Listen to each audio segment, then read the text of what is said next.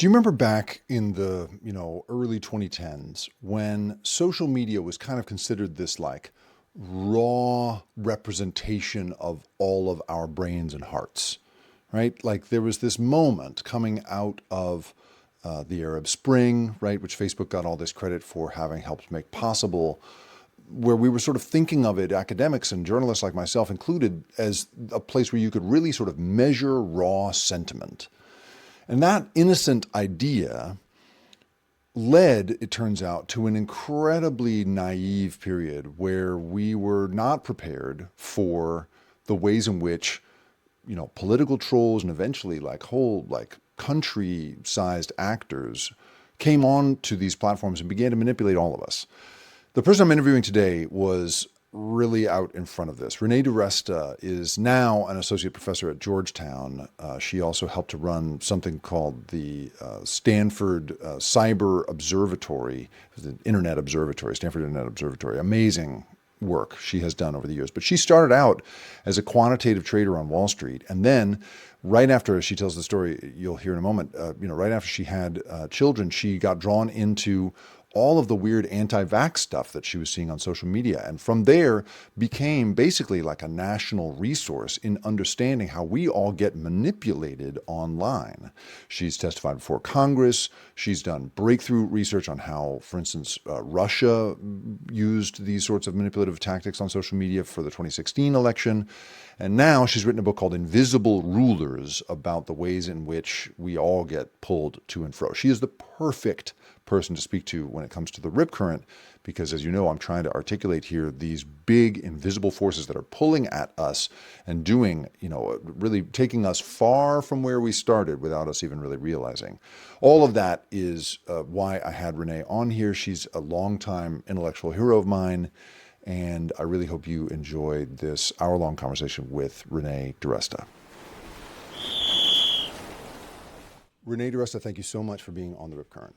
Thanks for having me. So let's start with, should we do the book? Should we do the early days? I don't know. I mean, you and for anyone who I just feel like it's important to point out, right? There's a symbiotic relationship between academic researchers like yourself and journalists like myself, in that there's a sort of orbit that we occupy sort of together. I would argue that you are doing us a favor in sharing what you do with us, but there is kind of a relationship. I wonder, maybe we could just start with a little bit of like, you've done all this research, you've done all this testimony, you've done all this writing, but there is there's kind of a community, it feels to me, of people who know what you know, but who haven't decided to just put it to work, to make money, but, and seem to feel some obligation to do something responsible with what you've learned. Can we understand a little bit about the DNA that makes that possible for you? Like, why do you do this? Why don't you just hand what you know to the big companies? Well, I'm interested in understanding adversarial abuse. So my work has focused not so much just on influencer dynamics and how influencers make money, or how influencers make stories go viral, or just content creators. There's a lot of great journalists who focus on content creators writ large. Taylor Lorenz, for example, has written about people who, just make dance stories, trends, and things like that. And, Right. the sort of novel celebrity components or culture components. And that's not to diminish it. That's really interesting stuff related to how we form public opinion about culture and celebrity stories and things like this. But I tend to focus a little bit more on the intersection with the explicitly manipulative. So for me, it would be pretty unethical to say like, hey, here are all the very evil things that you can do, go out and do them. So I tend to think about my work as looking at the downsides. The same way you can use a hammer to build a house, or you can use it as a weapon. I tend to think about what I look at is the stuff that's bad, and highlighting the harms so that we can think about guardrails, whether that's policy, whether that's tech and design, whether that's moderation, just different ways that we can think about gating off or highlighting for purposes of raising awareness, those bad sides of social media and of the tools that we've been given. You mentioned Taylor Lorenz. Our guest about 2 weeks ago was Kat Tenbarge. Oh yeah, another excellent person who covers this Right, stuff. and her take on how she thinks about this stuff, it reminds me very much of you in the book, which we'll talk about in just a second, in that she's really thinking about how these sort of influence campaigns that happen on behalf of celebrities, and what she told us about was that the campaigns and the processes and so forth, which look to the public as if it's just sort of the natural flow of celebrity, turns out to be this very, very, calculated for hire sort of system. And she thinks about that as, she says, sort of, that it's very much related to what you have looked at when it comes to Russian influence campaigns, state actors, and the rest of it, and now everything you're talking about in this book.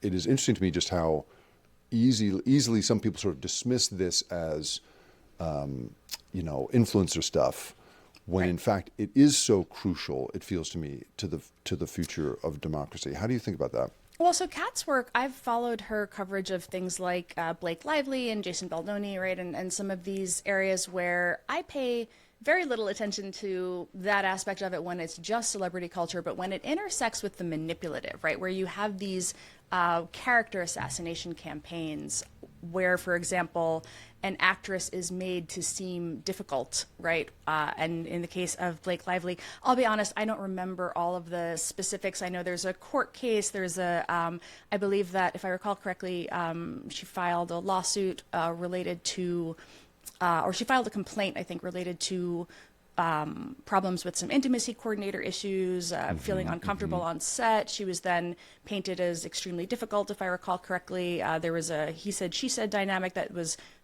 how it was framed in the public discourse around it. Right. Influencers who comment on celebrity culture kind of took sides. This was also, you see this kind of thing happening in some of the court cases, big high-profile divorce cases. This happened with Johnny Depp and Amber Heard, were then defamation cases that result in this, again, the character assassination dynamics that go along with, you're not only fighting the court case, you're fighting the battle for public opinion.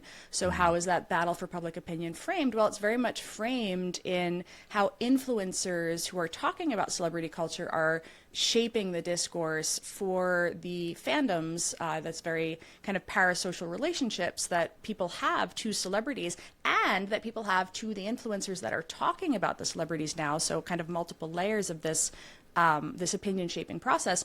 The ways in which you start to see, in the Blake Lively situation, what Ms. Lively's lawyers managed to get was evidence of a PR firm actively saying, we're going to torch her reputation in the following ways. And then you see some of those narratives, some of those, the kind of commentary actually reflected in the influencer commentary. You start to see the way in which this is not as organic as it seems. And so the commentary about Ms. Lively is actually, in fact, planted, if you will, sort of the sort of dark arts of PR to make her seem to be something she's not. This was, of course, I thought, rather selfishly, okay, now people are going to pay attention, because instead of it just being about politics, which is rather niche and something that not a lot of people pay attention to, which of course is where I spend almost all of my time, now that it's happening to a celebrity, you're going to start to see people wake up and realize how surely easy America this will come to its actually senses. is. Yeah. Well, they'll realize, how much character assassination is such an integral part of how easy it can be actually to do, and the impact that it can have. And you do see, in fact, as that begins to happen, Kat covers it, and Taylor covers it, and some of these other journalists who really focus on kind of creator economy and influencer culture, covering these stories. And what they're doing is they're telling the story of what is a propaganda campaign, just that it's one that is dealing with influencer culture and celebrity and entertainment, as opposed to where I tend to cover it, which is much more in the realm of the political, of the policy, of advocacy. And the tactics are identical, the strategies are identical. But I think when people see it play out in a realm that they find more accessible, it kind of opens their mind. They can follow it because they saw that story play out in their Instagram feed, in their TikTok, in a way that they might not have on the political front. So I really appreciate that intersection. Totally. The Blake Lively, Justin Baldoni thing also, I feel like, is such an interesting experiment, because a lot of people, including myself, can then experiment with their, can evaluate their own feelings on it. Like, how did Right. I feel about Blake Lively? Oh, that's interesting. I wonder if I got, if I was getting played in the same way. So Right. this gets us to the book, right? So the book is Invisible Rulers, the people who turn lies into reality. And I'm wondering if you want to, like, is there a, when I saw that you were writing this book, knowing you as I have professionally for as long as I have, I was like, well, of course, this is a great title and this is exactly what she should be going after.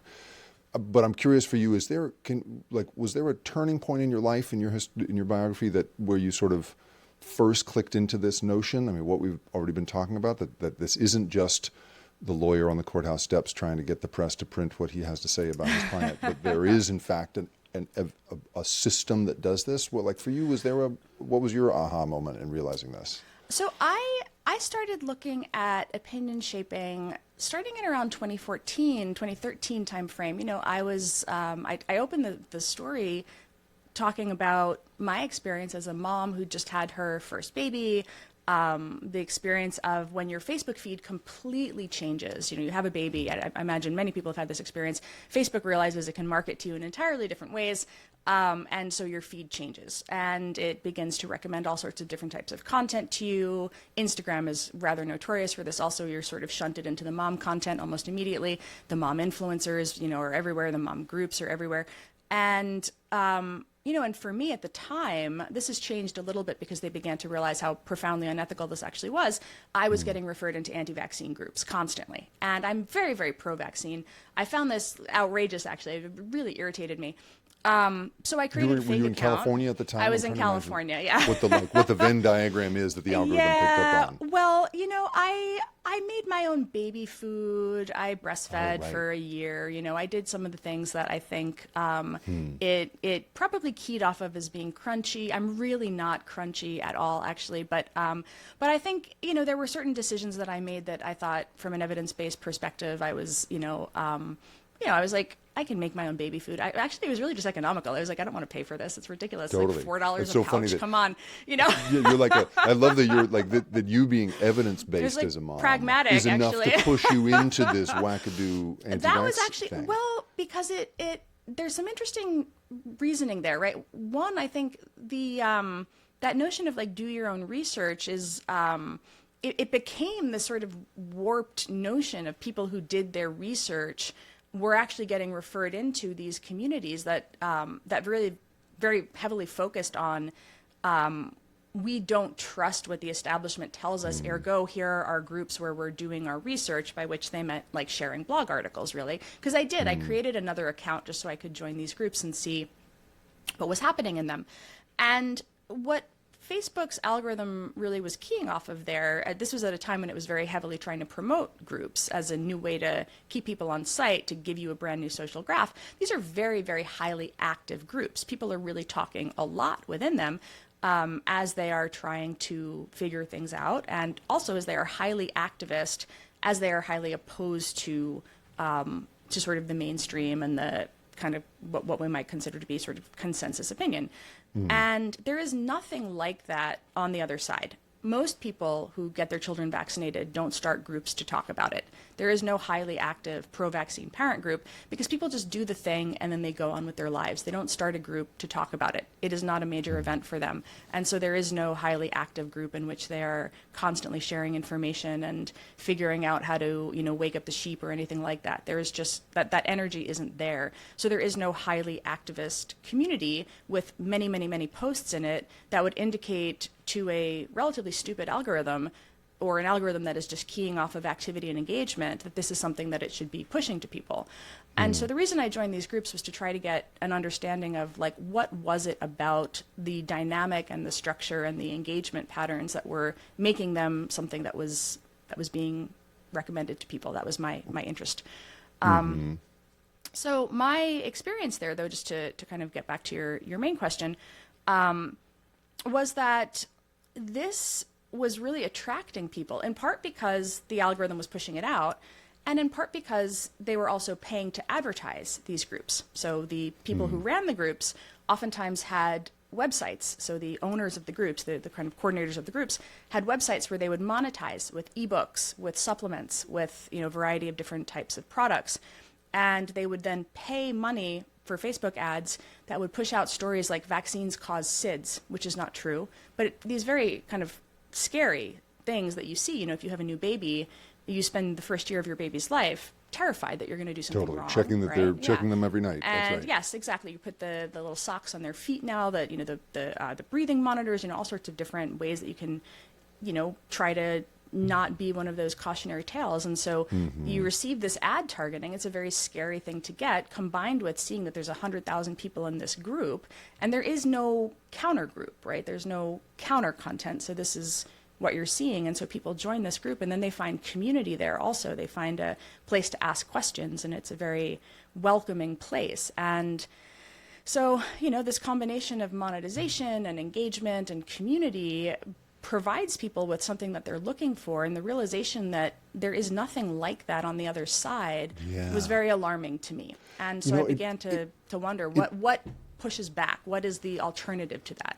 It's so interesting. It reminds me of a conversation I had once with a business professor at University of Chicago who was describing, he basically was sort of, I don't remember quite what his phrasing was, but it was the first time he kind of pointed out to me that, the first time I realized that, he said, there's no advertising for saving your money. That every ad wants you to spend it. There's no advertising telling you not to do that. And it was such a simple little point, but I thought, oh my God, that's absolutely correct. How do we ever save our money? How do we ever learn to do it?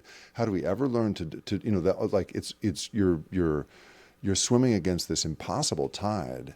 And that's so interesting that you're thinking about it in this same way. And it's again one that I hadn't really thought about, right? Like if you can't make money, I mean, this is the lesson of my career, of course, is that if you can't make money off it, then it doesn't get the kind of sophisticated Silicon Valley treatment. It's left to languish, and so that's really interesting, right? So that set you then on this notion of, okay, how do I start thinking about writing the scales here? How do you grow here? a counter movement? Yeah. Yeah. Well, so it right. was this coincidentally happened at the time of there was a whooping cough outbreak in California. So there was there was that, and then there was the measles outbreak, the Disneyland measles outbreak, happened a few months later. And I was I was doing the thing where you had to get your kid on the preschool waiting lists, and I was looking at the data. Just you can pull, if you live in California, you can pull down the Department of Public Health data. They do have very good data transparency in California. And just as sort of like a quantity person, I just left Wall Street. I was bored, honestly. Also, it turns out having a baby, being up at night, is a boring, lonely thing. It is lonely. No wonder everyone's so susceptible to this stuff, right? They're it's exhausted true. up all night and have no community. And they're looking for community. Right, you're looking for something to do. And I literally just kind of called my congressman, and my local congressman in San Francisco, and I was like, we have schools here with like 30% MMR uptake. We've got a measles outbreak in Disneyland, and ironically in 2015, which is literally 10 years ago now. And I said, how do we have this in California in 2015? Now we've got kids dying of measles in Texas in 2025. So here we are still. And I said, what can we do about it? And he said, well, there's a senator from Sacramento, Dr. Pan. He's a pediatrician. He's introducing a bill. I'm sure they'd love to have some moms get involved as a counter voice, right? To speak up as where are the parents here?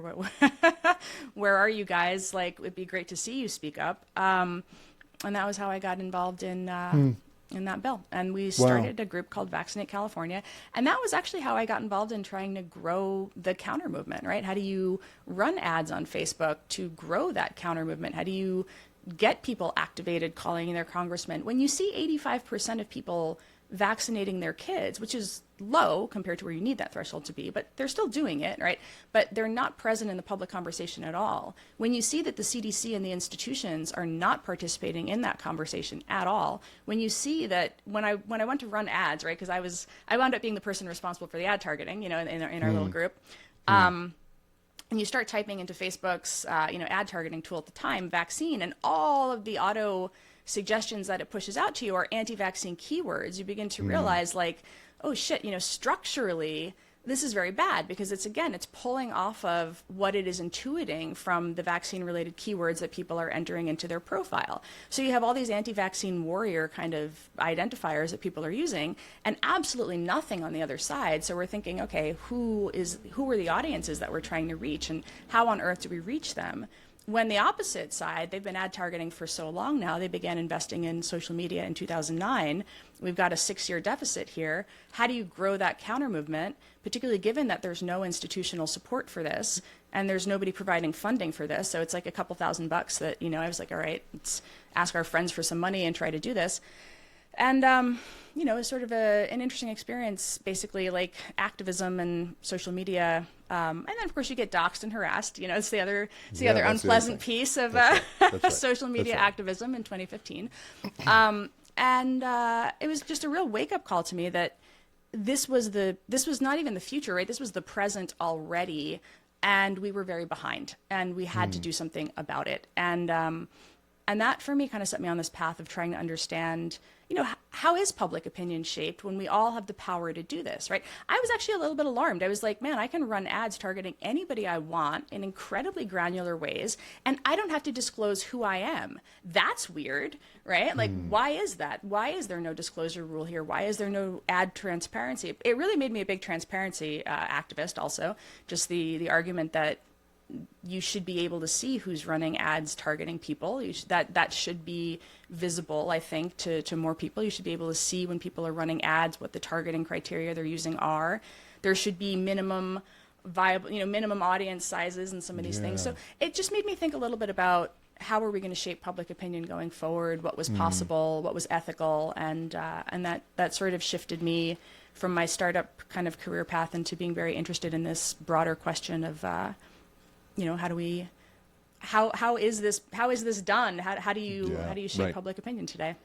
I remember when I was at NBC, we did a story about what's called social casino play, social gambling. Basically, it's online simulators of casino games, and it turns out to be this multi-billion-dollar industry. But it reminds me so much of what you're describing in that the lawsuits that have been brought about it, many of which have settled now, all mention just how effective Facebook is at finding the particular kind of elderly, lonely woman, typically, that is the perfect person to become addicted to these games in which you pay money to play, but you can win no money back. The ultimate sort of loser's game. And it is amazing that we've how quickly we've gotten to this place where the attack surface for our brains is so, like you say, the system is so well built on that, and yet we happen to also live in a world in which 85% of people are still vaccinating their kids. Is sort of amazing to me because there is, and that we save even $1, even though every single ad tells us to spend our money. There is something. Like it's sort of indisputable that there is a fighting against common sense and human interest that has become this kind of industry. This is all sort of a naive question here, but to you then transmuted that early experience into. I mean, you start looking at Russian influence campaigns, state actors. You helped to create these big research projects at universities sort of looking at this. I mean, was everybody as sort of naive as I am about this in 2014 as you were starting to think about this? Well, it was actually ISIS that was the other big, highly visible thing that was the sort of ramp into it becoming much more of a career, I guess, for me also. So when I started writing about what we had done, right? What the sort of experience of this, plucky band of moms, trying to build this pro-vaccine advocacy movement. But I also wrote about the network analysis. Here is what the anti-vaccine movement looks like. Here is how it operates. Here is how it networks. Here is how it works. Here are the narratives that work. And here is how, just to use a very geeky way of putting it, the structure of what the network does, like who is influential, how stories cascade, how things hop from platform to platform. Like the structure is different than what they are saying, than the substance, if you will. And so these are two different ways of analyzing it. One is looking at how does infrastructure work? How does something hop from one platform to another? How does a feature that a social media company gives all of us get used in either effective ways or manipulative ways, right? Because you can run automated accounts on Twitter, for example, and a lot of people were in 2015. And Twitter hadn't yet realized that when the entire game is making something trend, well, that incentivizes people to create a whole lot of fake accounts. Now, so some people realize that, activists realize that, ISIS realized that, right? So you start to see this is where, for me, the question of when you give somebody a power, what is the most adversarial, abusive way to use that power? That becomes the thing that I'm very interested in at this point. You know, what is the absolute worst case use case of this thing? And you must ruin parties. I do that all the time. I feel like as a catastrophizer. No, it's just one of these things where you're like, okay, when you change the rules of the game, or when you set the rules of the game by creating features, and then the features intersect with human nature, what is it that you have given people the power to do, and what are they going to do with it? And this is where, for me, the realization of that intersection is, you know, ISIS is the most visible manifestation of what is starting to happen, and this is where I wind up getting this phone call from the U.S. Digital Service, which is now the U.S. Doge Service. It's amazing, like 10 years later, where these things have gone. Just saying, hey, you know, we have seen your work, like, you know, mapping anti-vaccine networks and talking about the structure, which is, of course, again, different than what the messages are. We're interested in that dynamic with ISIS also. What is that? You know, would you be interested in like joining a team and doing one of these? They call them sprints. That was the term. The point of U.S. Digital Service, or one of the points, one of the many excellent things that it does or did, unclear, was bringing in people from tech who would kind of go down and, you know, just sort of brainstorm, help think about some of these questions. And so I went to, you know, to look at that question. And did you find what had mapped in anti-vax systems mapped right to how ISIS did it? It was the same thing, actually. It was this question of like, from a structural standpoint, you had, you know, use of a lot of bots, this question of just really dominating and owning a conversation. It sounds so obvious now. 10 years ago, it was like, whoa, you know, because you had the government, which was much more used to this very sort of old media propaganda, if you will, right? And propaganda is the term to use when you're talking about ISIS in particular. And I think, and this is one of the points I make in the book, my book, as far as I'm concerned, is just a study of modern propaganda, and anti-vaccine, you can use propaganda to describe that content class also, right? It's information with an agenda that is designed to sway people to a particular belief set and to activate them to take an action, right?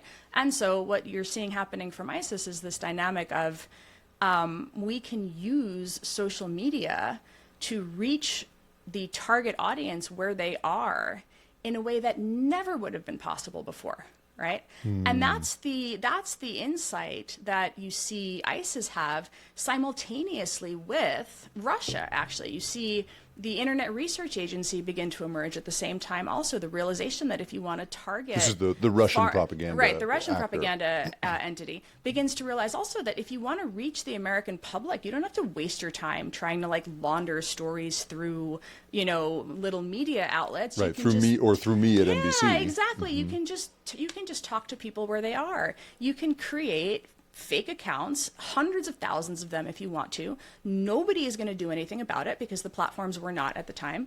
And you can flood the zone. You can dominate the conversation with piles of fake accounts. You can reach people very directly. You can target them. You can connect with them on a personal level by pretending to be the same thing that they are, right? Where you start to see them create these sort of front personas, pretending to be black women, pretending to be Texas secessionists, pretending to be disaffected youth in various parts of the fellow world. kids. Yeah. Right. I mean, varying degrees of success. Sometimes they botch it.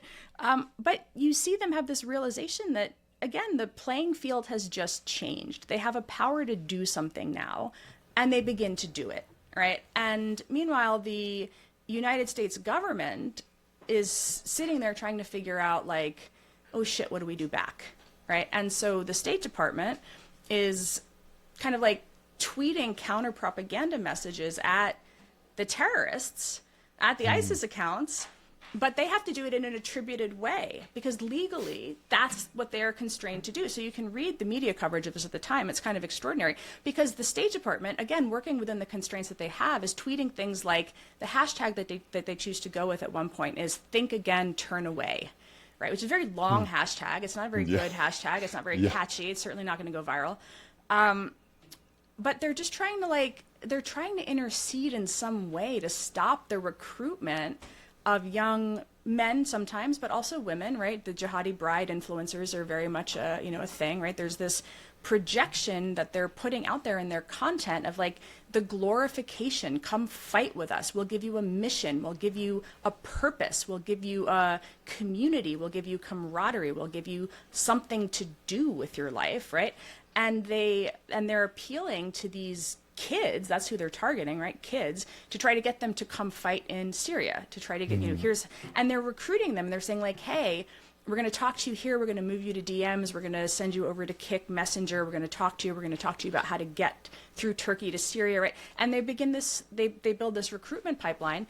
And the U.S. government is out there tweeting, think again, turn away, as if the State Department is the best counter messenger for a very sophisticated, honestly, propaganda campaign. And so, right, they think blue check. They think the blue check on Twitter is going to have the kids thinking again. Right. And so this is where you start to see, for me, again, this fascinating question of like, what is the appropriate response? How do you counter this? What is the rebuttal there? Like, who is best positioned to intercede?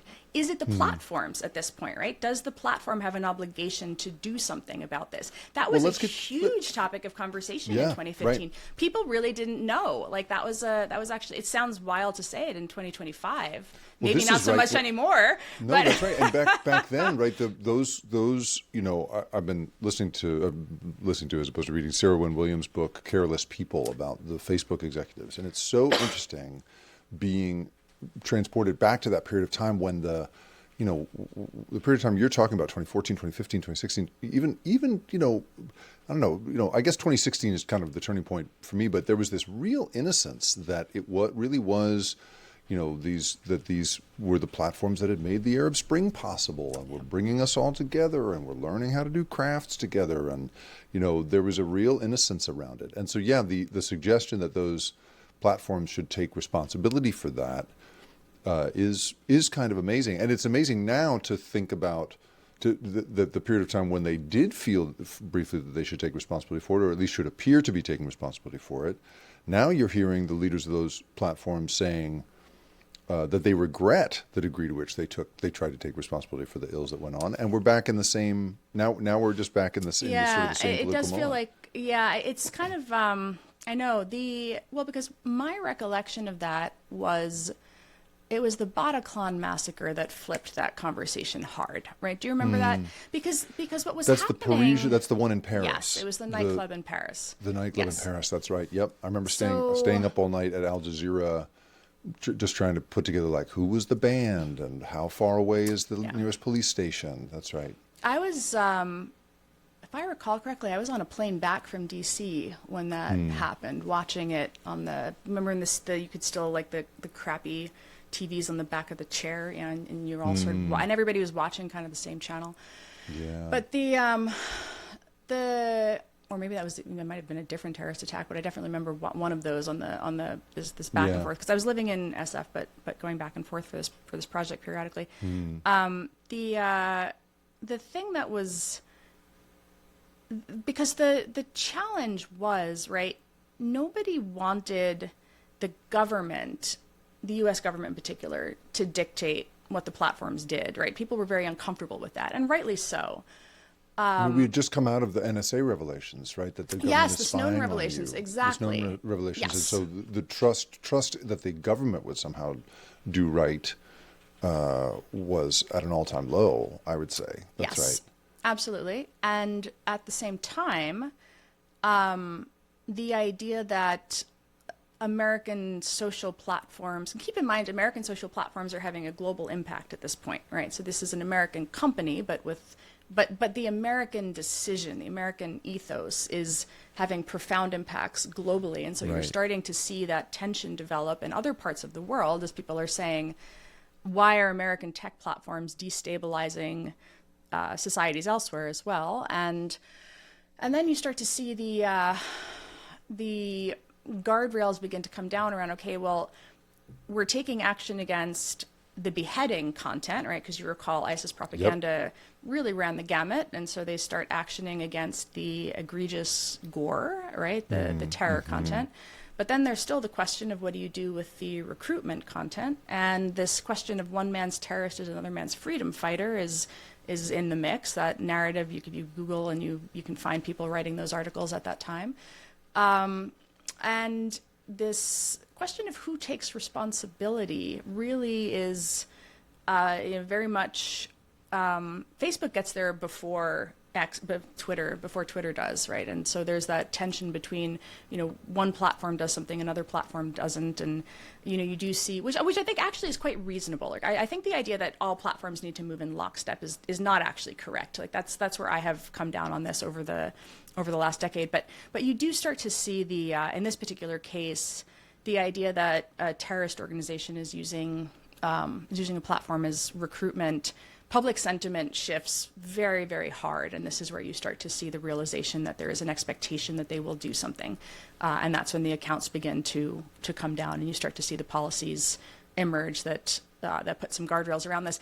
But at the same time, there's also the recognition that the taking down does not solve the problem of the appeal of the entity, right? And this is something that it still I think works on the human brain. It still works, and also it creates a perception to some extent of forbidden knowledge, right? And so, what is the Here's the thing they don't want you to know. Yeah, or want you to experience that you've made part of your identity that you feel feels good to consume.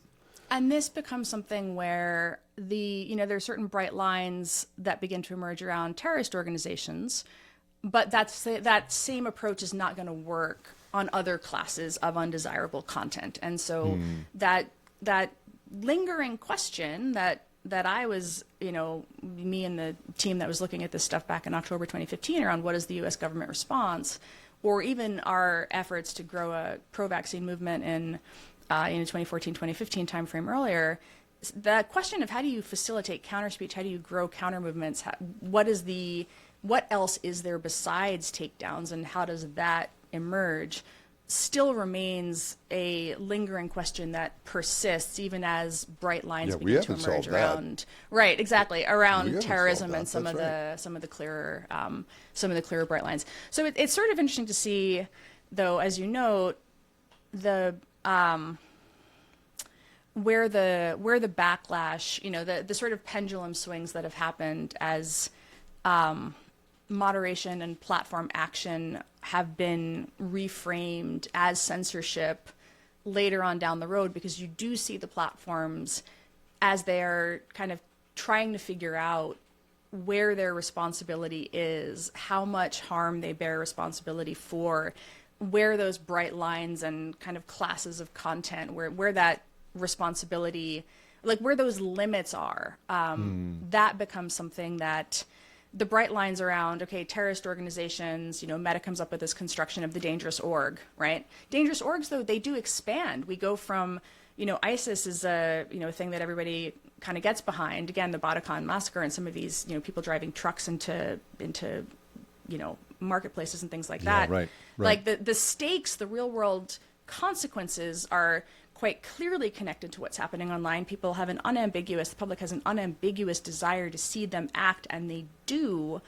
But then you start to see these questions around, like, what are the other content areas where this should happen? And you begin to see dangerous orgs, for example, start to expand to include things like QAnon a few years later, right? As that begins to move into the realm of the dangerous in some places. But then X takes that hard back in the other direction when Elon takes over, and so there's some. That's the thing, right? Is now we go from this place where there's this shared, somewhat shared definition of a terrorist organization, hard to argue with as an American with that designation when you're talking about foreign actors. That's a layup, I think, for the average American. But yeah, once we start getting into an actively manipulative internal, like domestic to the United States political identity, Right. now we're in a whole other world that no one's equipped to talk about. I had this amazing experience reading these two. There's a husband and wife political science duo called Patty and Penn, and they wrote a book about basically social choice and legitimacy. And most of this book is way over my head, but I got to interview them a few times, and the privilege of being a journalist is you get to call up smart people like yourself and be like, "Can you please explain what you are talking about? Because I don't get it in your book." And in their case, they just kept saying that like they've been very unpopular at the various political science departments that they've worked in over time. Because they keep pointing out that it is impossible, basically, to have everybody in a democracy come to a consensus about a thing. Right. The closest they say you get in a democracy is just the feeling that there's a legitimate decision-making apparatus. Yep. And legitimacy is all you can really hope for. You're never going to really get everybody to feel that they're no one gets their way all the time. It's like being a parent, right? No one gets their way all the time. You get what you get and you don't get upset, is how they used to say it in our preschool. And yet we're now in a world in which we have enshrined everybody's political identity as a commodity on these platforms, such that when you take away that commodity, you are offending not just their sort of feeling of freedom as a consumer, but their political identity, right? Absolutely. So if you start upsetting people about taking away QAnon content, which they think they are part of. And now we're, of course, in this world in which the rhetoric, and this is what you talk about in the book so well, right, is that now the rhetoric is around the big lie in 2020 and this idea that, Trump foisting this false idea that the election was stolen from him. It becomes this, like, I feel like it's become like the political, platform to defend everybody's right to have whatever conspiracy theory they want fed to them through a platform. There is so much, I've been prepping. I have a debate coming up. I'm going to have to be like cryptic on this, and I can't really talk about it, but I've been going back through some of the policy changes that I didn't pay very close attention to because it wasn't really in my wheelhouse, but the things like the moderation decisions around the lab leak, which I did not pay. Again, it wasn't a project that I was working on, so I didn't pay close attention to it. But this is information about the Chinese labs, whether the COVID maybe whether COVID originated there. So I was reading the old. Sometimes one of the questions is like, where does a platform put a particular policy? Right. Again, Hunter Biden's laptop. Was moderated under the hacked materials policy, not under a disinformation policy. And that's because they had created this hacked materials policy in part because there were other hack and leaked, and celebrities occasionally are hack and leaked also. And so this question of what kind of private information can be released at a particular time, the question of does political interest or public interest override certain things is a touchy thing when there's also personal and private information. There were a lot of nudes in that content. So the question of like what policy they apply at which time is an interesting one. In this particular case, though, they also thought that they were dealing with a Russian influence operation akin to what had happened in 2016 with the Clinton email hack and leaks. And so when you actually look at what happened in that moment, you see them trying to figure out which of these policies to apply and struggling to figure out in this moment of uncertainty which of these things to go with. And you see them making some decisions that they come to rather quickly regret and to walk back. And so they actually, Facebook throttles the story temporarily while it tries to figure out whether this content is real and under what policy it should be actioned. It tries to stop the spread of the explicit nudes while then allowing the New York Post story to go out, and that is how it handles it. Meanwhile, Twitter, gets into like a 2-week fight with the New York Post about some of its URLs, and then has to apologize for trying to force them to delete their tweets. Right, so it takes a different tack and winds up having to apologize for rather crude and poor enforcement. But that is the sort of thing that happens there. The lab leak story the policy decision, Facebook takes a very strong tack there, which the other two, which X and I keep saying X now. It's funny. I said Twitter for so many years now. It's like flipped in my head. It's so hard. Twitter and YouTube do not actually immediately make that shift, but Facebook does. They do it in response to conversations with the World Health Organization, which argues that they should change this policy because of some sort of violence that the Asian American community or the Asian community is experiencing. And they moderate that policy about the COVID origins for 3 months, which surprised me. I thought it had actually been a much longer period of time, but no, it was about 3 months that they choose to moderate this policy. And there too, you see them trying to take into account signal and harms as they see it that are happening offline related to certain types of narratives in response to conversations that they're having with external stakeholders who are telling them that content is having an impact offline. They ultimately make a determination. They take that determination, and then when new information comes out indicating that the lab leak might be in fact a much more realistic, explanation, in May, they shift that policy back. So from February to May, they have this moderation policy. And what's interesting to me about these things is as you look at them, you see not so much this desire to be the information police or the thought control, mind control police, which is how it's framed today, several years later. But you see these companies trying to use the things that they've written, the guidelines that they've tried to construct in a moment of calm, right? In a sense of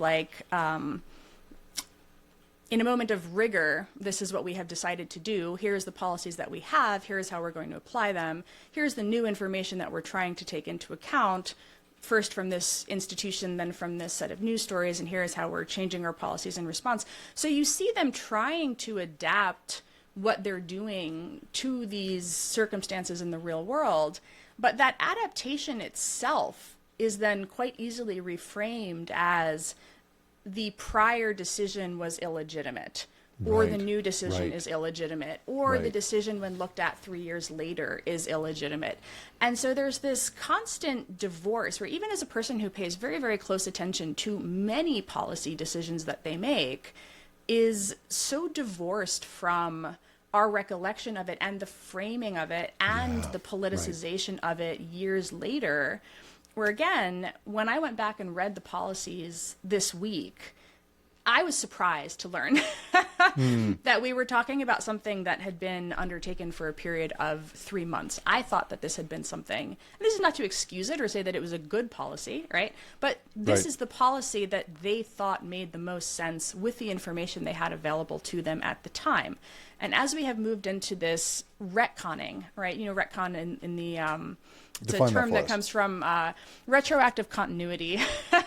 It's a very niche kind of geeky term, but in fandoms, like in science fiction, for example, you'll often see when somebody reboots a series, like Star Trek is a good example, or Star Wars, they'll completely shift a plot point that happened in the past to make continuity happen with some sort of new thing that they want to be true in the future. Right. Meaning they rewrite exactly. history. You have to rewrite history in order to make the facts align with the thing that you need to be true in the present for your story and your canon to go forward. And when what's you so funny, look at right? that, The thing that's so crazy about that, right, is that I wrote this book about the ways in which technology works on our brains, and I got to talk to all these experts in how we make decisions and human behavior. And retconning is exactly how the human brain works, right? Is what they all say. That the way we perceive reality is us retconning it to work 100%. with our assumptions. Yes, even me saying at the earlier in this chat where I'm like, I definitely watched the Bataclan story. Did I actually watch it on that plane? Right? right. Or have you rewritten it so many times in the retelling that you've lost track? That's right. Yes. No, this happens to me. What, as I a watched journalist, something on a plane. Was it that? I don't know. This is the nightmare of a journalist. Is I have so many solid recollections like that I have to go back and check my notes on because I'm just not sure. That's right. Yeah, where you're like, did I really say that? Did I know that? It's in the nature of humans to do that. And so what's so fascinating to me about what you're describing is that you've got, I always say to people, like, this is not as much a conspiracy as it is, imagine a group of college freshmen trying to come up with rules for their housemate arrangement. Right. like, who've never done it before, because they've built this platform they don't know how to run. They don't understand what its implications are going to be because they change every day. They've invented this new thing, and they don't have any training in how to think about the policies around it. And so everyone's just winging it all the time. And as a result, that lends itself, first of all, to a lot of mistakes, and second of all, to this interpretation that you're describing, that they are somehow conspiring to crush free speech or whatever it is that you want to concoct around it as a political message. They're interesting, and you actually see some media coverage when they make that determination in February of 2021, which, by the way, is also right after January 6th, right? That question of like, how much does bullshit on social media impact, or cause real world problems? This is, again, right after we've seen Stop the Steal have some pretty profound impacts in the real world here in the U.S. You do see, actually, New York Times, Washington Post, you actually do see media coverage, op-eds saying, is this a good policy? I don't think this is a good policy. So for all the arguments that that this was a well-received policy, I think it was actually, there was some debate about it that was happening at the time too. Yeah. And it's very interesting to go back and look at that stuff now. It sure is. I mean, so thinking now about the moment we are in now, right? Because it is amazing to me to listen to you describe the conundrums you were trying to sort out back in 2014, 2016, and then you point out that's more than 10 years ago, and yet here we are in what I would argue is almost a more nihilistic world than it was then. People now, just really washing their hands of any sense of responsibility for this stuff.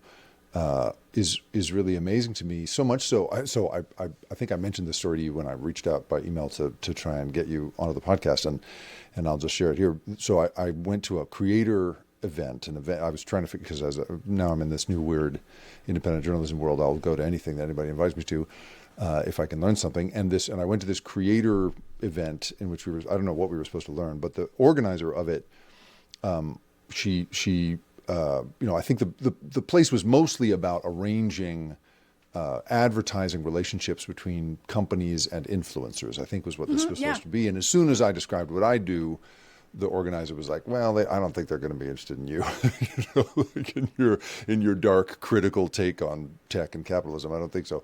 But she said, but what you do reminds me so much of this fantastic book. Have you read Invisible Rulers by Renee DiResta? I was like, yes, I have. That's fantastic. I love it. She said, yes, I love this book. It's so great. And I've been giving it to all my marketing clients to tell them, look how effective you can be if you just read this book. We can make our message move, so well if we take the lessons of this book.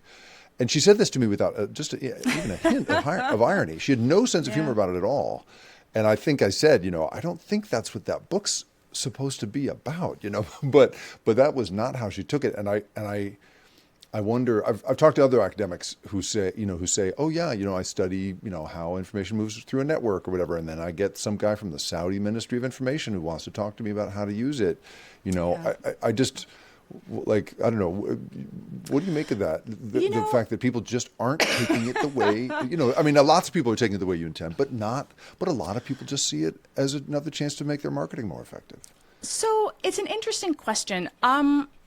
First, the title comes from Bernays' book, Propaganda, which was a manual, honestly, right? It wasn't just an academic treatise. I mean, he really is just laying out case study after case study, basically rather proudly kind of gloating about the realization he has as a propagandist in World War I, saying, this is how you do it, right? They're invisible rulers who control the destinies of millions. Like, our minds are made up by these people you've never heard of. Here is how you control the public mind. This is how it works. And it's such a fun trick and such a powerful tool. Let me show you how let me show you how it's done, right? And I think that there's some, for him in particular, because he goes on to be the father of modern PR, and he makes his money, in the private sector moving forward after that, and as an author, but also as a person who works with large corporations to do all sorts of things that that intersect in a variety of ways with geopolitics too.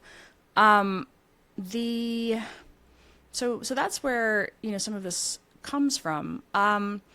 But I did write the book in part, and you do see this a lot in the final chapter, trying to point out to the institutions, right, as an institutionalist, or there's a nice term that's begun to pop up in some of the policy wonk group chats, dissident institutionalists, right?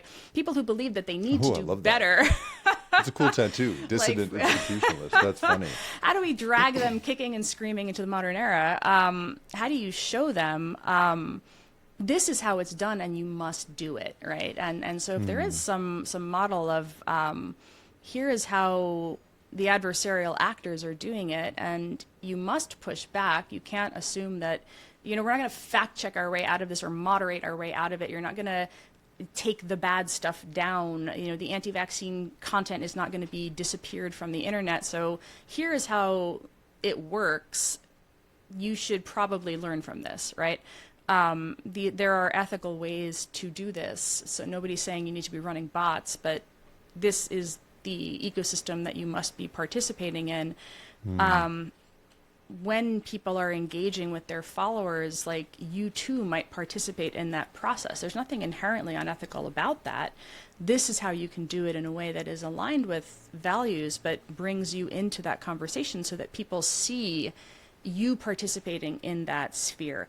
I really do believe that there is a role that institutions and people with expertise must play in the public conversation. I think that we have ceded the ground too long to this populist notion that, that every opinion is equivalent and equal, and that's just not true. There are certain things that are correct and accurate, and we want those voices in the conversation. And if they persist in only participating in the conversation through these old, outmoded ways of being in the conversation, meaning, I'm going to release a press release, I'm going to, give a if it doesn't show up in the New York Times, it doesn't count. Right, exactly. Then that expertise is lost. Then that voice is absent from, if we can call it the marketplace of ideas or whatever, but the public discourse on the internet, then that doesn't serve us as a society, and we need to have those voices participating in this way as well. And so I do hope that the book is read by people who appreciate the value of participating in that way. So where are you at in your, you've mentioned a few times here, this idea of trying to sort of like foster a counterpoint movement, and I know you have testified to Congress about the need for the U.S. government to up its game in understanding propaganda and how it moves, and you've explored, I think, almost more than anybody, the various. I mean, at the Internet Observatory, the Cyber Observatory that you helped to run at Stanford. The whole point, right, was to try to understand how do we exist and make good choices in this weird new environment. So where are you at in the few minutes we have left here? Like, where are you at in your ideas around possible solutions to this moment we are in? Are we regulating the hell out of these platforms? No, it's not going to happen. Yeah, are we learning to fight fire with fire? What are we doing? It might happen. It's just going to happen in some weird ways, right? I mean, the Republicans control the government, and so I do think this might be a time where you'll see some form of internet regulation pass in some way, right? I think we're starting to see some of the laws around non-consensual intimate imagery beginning to move forward, some theorizing around child safety, Kids Online Safety Act potentially moving forward in some capacity. So there's some areas where that might happen.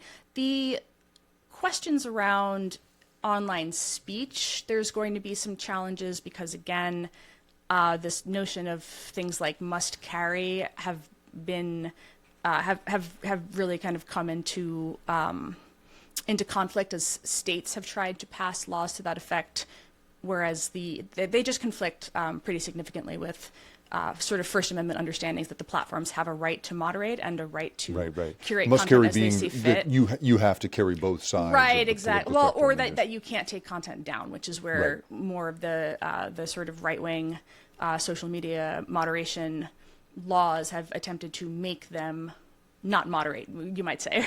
Yeah. On the left, generally speaking, roughly, there's been more desire to see content come down. On the right, it's to see it stay up, to prevent platforms from taking it down.